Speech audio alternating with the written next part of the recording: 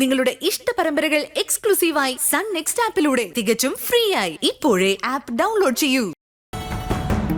മനസ്സിലായോടാ? ആ അനിത വാ.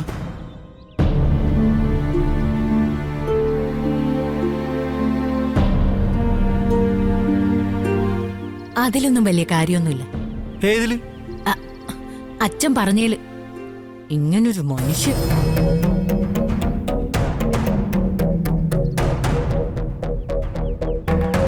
എല്ലാവരും നമ്മുടെ തലയിലാണല്ലോ കയറുന്നത്.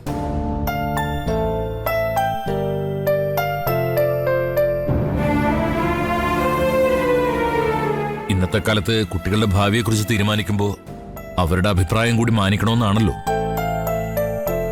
അതുകൊണ്ടാ മഞ്ചാടിയുടെ കാര്യത്തിൽ ഒരു തീരുമാനം എടുക്കുന്നതിന് മുമ്പ് എനിക്ക് നിങ്ങളെ രണ്ടുപേരെയും കൂടി കാണണമെന്ന് പറഞ്ഞത്. അവള് ചില അഭിപ്രായങ്ങൾ മുന്നോട്ട് വച്ചെങ്കിലും എല്ലാം അച്ഛന്റെ തീരുമാനത്തിന് തന്നെ വിടുകയാണെന്നും പറഞ്ഞു. ഞാൻ എന്താ വേണ്ടതെന്ന് നിങ്ങളും കൂടി പറ.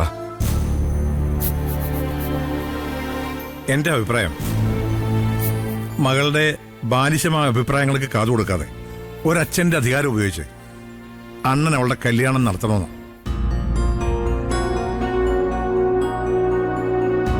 ഒന്നാമത് മഞ്ചാടിയുടെ വിശ്വാസവും കാഴ്ചപ്പാടും ഒക്കെ തെറ്റായിരുന്നു. അതുകൊണ്ടാണ് അവളുടെ ചേച്ചിമാർക്കൊന്നും സംഭവിക്കാത്ത ദുരന്തങ്ങൾ മഞ്ചാടിക്കുണ്ടായത്. അറിവില്ലായ്മ കൊണ്ട് മക്കള് വഴിമാറി പോകുമ്പോൾ അറിവുള്ള രക്ഷിതാക്കള് കർശനമായ നിലപാടെടുത്ത് തന്നെ അവരെ തിരിച്ചു കൊണ്ടുവരണം. അങ്ങനെ ചെയ്യാത്തതിന്റെ കുഴപ്പങ്ങൾ ഇപ്പോഴത്തെ കാലത്ത് ധാരാളം കാണുന്നുണ്ട്. അതെ അമ്മാവ, ദാസങ്ങളുടെ അഭിപ്രായം തന്നെ എനിക്കും. ഇതിപ്പോ ജീവിതത്തിലേക്ക് തിരിച്ചുകൊണ്ടത് നമ്മളെ കൊണ്ടായിട്ടും ആ ജീവൻ രാജ് കാരണം ഭാവിയിൽ എന്തെങ്കിലും മാനക്കേടുണ്ടാവുമെന്ന് മഞ്ചാടി ഭയപ്പെടേണ്ട കാര്യമില്ല. കറക്റ്റ്. അതവൾക്ക് നമ്മളിൽ വിശ്വാസമില്ലാത്തതുകൊണ്ടോ അവനല്ലേ വിശ്വാസം അവൾക്ക് നഷ്ടപ്പെടാത്തത് കൊണ്ടോ ആണെന്ന് എനിക്ക് തോന്നുന്നത്.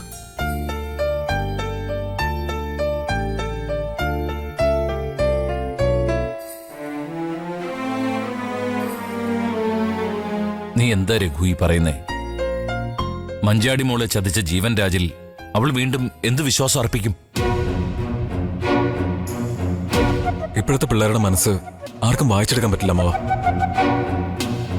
ഒന്നുകിൽ അവൾക്ക് അവനോടുള്ള സ്നേഹം അവസാനിച്ചിട്ടില്ല, അല്ലെങ്കിൽ അവൾക്ക് അവനോട് പ്രതികാരം ചെയ്യണം. രണ്ടായാലും വേറൊരാളെ കല്യാണം കഴിച്ചാൽ നടക്കില്ല.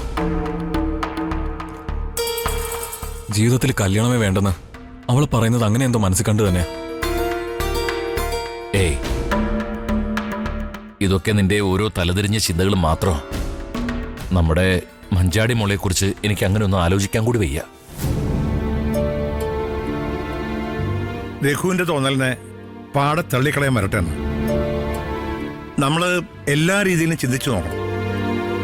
മകളോടുള്ള സ്നേഹം കൊണ്ട് നമ്മള് അവർക്ക് അനുകൂലമായി മാത്രം ചിന്തിക്കുമ്പോൾ അവര് ആ സ്നേഹത്തെ ചൂഷണം ചെയ്യുന്നുണ്ടോ എന്നുകൂടി ആലോചിക്കുന്നത് നല്ലല്ലേ? മഞ്ചാടി മോള് ജീവൻ രാജന്റെ അച്ഛനെയും അമ്മയെയും കാണാൻ തയ്യാറായത് സ്വന്തം അച്ഛനെയും ചേച്ചിമാരെയും മറന്നുകൊണ്ടല്ലേന്ന് ആ സംഭവം അണ്ണൻ പറയുന്ന കേട്ടപ്പോ എനിക്ക് തോന്നി. അമ്പിളിയും മനുവും അവരെ വിലക്കിയിരുന്നതാ.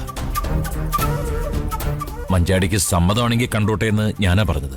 ആ, അങ്ങനെ പറയുമ്പോ അച്ഛന് സമ്മതമല്ലെന്ന് അവൾക്ക് ഊഹിച്ചൂടെ അണ്ണ? അവരെ നേരിൽ കാണുന്നതിലൂടെ മഞ്ചാടി എന്തോ ലക്ഷ്യം വച്ചിരണമെന്നുള്ളത് ഉറപ്പാ.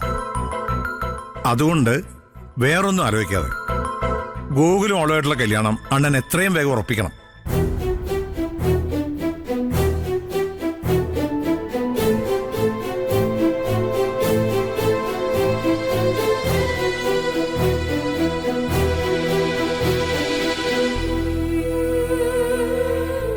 അതെ അമ്മാവ, സച്ചി സാറും കുടുംബവും നമ്മുടെ തീരുമാനം അറിയാൻ വെയിറ്റ് ചെയ്യുക.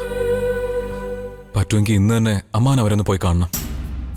ഇന്ന് വേണ്ട, 11 മണിക്ക് ദയയുടെ കുഞ്ഞിന്റെ ചോറൂണ് ചടങ്ങല്ലേ. ഉച്ച കഴിഞ്ഞാണെങ്കിൽ സമയം എത്ര നന്നുമല്ല. നാളെ ഞാനും ദാസും കൂടി സച്ചിയുടെ വീട്ടിലേക്ക് പോവാം. അങ്ങനെയാണെങ്കിൽ അണ്ണൻ ഇന്ന് വീട്ടിലേക്ക് തിരിച്ചു പോണ്ട, എന്റെ കൂടെ ഇവിടെ നിൽക്കാം. അങ്ങോട്ട് പോയാൽ ചിലപ്പോ തീരുമാനം മാറിയെന്ന് വരും. ആ ശരിയാ, ചടങ്ങ് കഴിഞ്ഞ് അമ്പിളി അനുവിനെയും ഞാൻ കൂട്ടിക്കൊണ്ടുപോയിക്കോളാം. അമ്മാവൻ കല്യാണക്കാര്യത്തിൽ ഒരു തീരുമാനം എടുത്ത ശേഷം മഞ്ചാടിയെ കണ്ടാൽ മതി.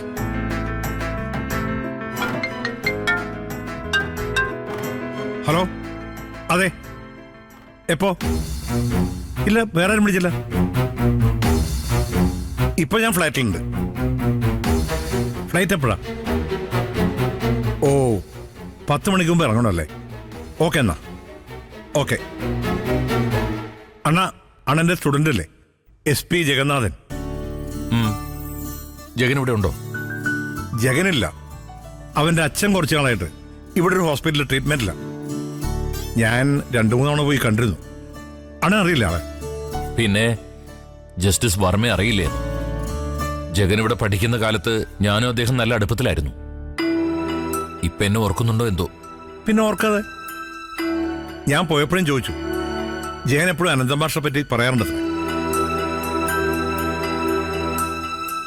ട്രീറ്റ്മെന്റ് കഴിഞ്ഞ് അദ്ദേഹം ഇന്ന് മകന്റെ അടുത്തേക്ക് തിരിച്ചു പോവാം. കൂടെയുള്ള സഹായിയാണ് എന്നെ വിളിച്ച് പറഞ്ഞത്.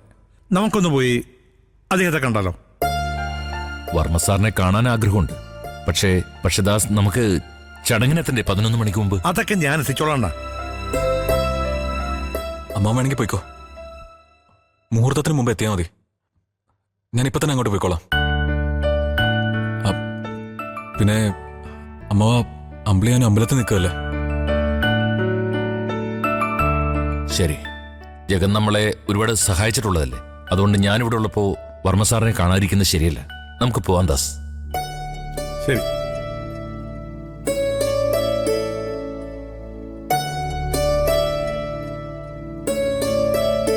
അപ്പോ രഘു ഇവിടെയുള്ള മറ്റു കാര്യങ്ങളൊക്കെ ഭംഗിയായിട്ട് നോക്കി ഞങ്ങൾ പോയിട്ട് വരാം. ഓക്കെ.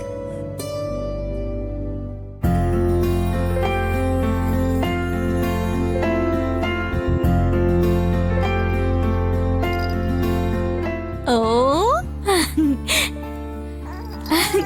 അമ്മയുടെ ഉണ്ണിക്കുട്ടൻ എവിടെ? മമ്മ കച്ചണ്ടേ?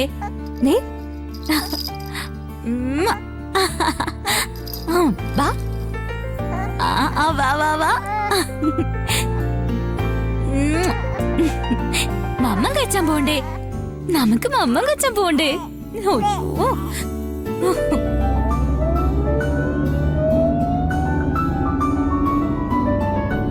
നോക്കട്ടെ നോക്കട്ടെ. ആ, ഇവിടെ ഒരുങ്ങി കഴിഞ്ഞില്ല ഇതുവരെ. ദേ കഴിഞ്ഞു ശബരേട്ടാ. വണ്ടി വന്നു നിൽക്കുന്നു, പെട്ടെന്നൊന്ന് ഇറങ്ങി വാ. അതെ, വാവേ, അച്ഛന് പോവാൻ ധൃതിയാണ്. പോണ്ടേ? മാമൻ കഴിക്കാൻ പോണ്ടേ? പെട്ടെന്ന് വാ, പെട്ടെന്ന് നീ ഇറങ്ങാൻ നോക്ക്. ഹലോ, ഒച്ചൂടാ കരയല്ലേ? ബാ ബാ ബാ, ടാറ്റ പോവാം. അയ്യോ, ദേ ദേ ദേ ദേ, കണ്ടോ? ടാറ്റ പോവാം. ബാ. ഇല്ലടാ. ആ, ഓക്കെ ഓക്കെ, ദാ ഇറങ്ങാ. ദയേ, പെട്ടെന്ന് വാ, വണ്ടി വന്ന് നിൽക്കുന്നുണ്ട്. ആ, ശരി ശരി, ഓക്കെ. അച്ഛാ, വണ്ടി വന്നോ? എല്ലാവരും റെഡി ആയില്ലേ? അവരൊക്കെ എപ്പോഴേ ഇറങ്ങി. നിങ്ങളങ്ങ് പോയിക്കോ, അവരവിടെ എത്തിക്കോളുന്നേ. അതെന്താ അവരാദ്യം ഇറങ്ങിയത്? എല്ലാവർക്കും ഒരുമിച്ച് പോവാൻ വണ്ടി ഏർപ്പാടാക്കിയിട്ടുണ്ടെന്ന് ഞാൻ പറഞ്ഞാണല്ലോ. അവര് ഉണ്ണിക്കുട്ടൻ എന്തോ സമ്മാനം മേടിക്കാൻ വേണ്ടി പോയതായിരിക്കും. അവരങ്ങ് വന്നോളും. ആ, അവസാന നിമിഷമെങ്കിലും ബോധോദയം ഉണ്ടായല്ലോ. ചിലരങ്ങനെയാ ദയേ. കണ്ണിന് നേരെ വരുമ്പോഴേ കൈ ഉയർത്തി തടയൂ. അതുവരെ കാത്തിരിക്കും. ഉണ്ണിക്കുട്ടൻ അച്ചാച്ചനൊന്ന് കാണിച്ചേ. ശബരിട്ടതാ വാവയ്ക്ക് ഞാൻ ഈ മാല അങ്ങോട്ട് കൊടുക്കാം. സുന്ദരക്കുട്ട.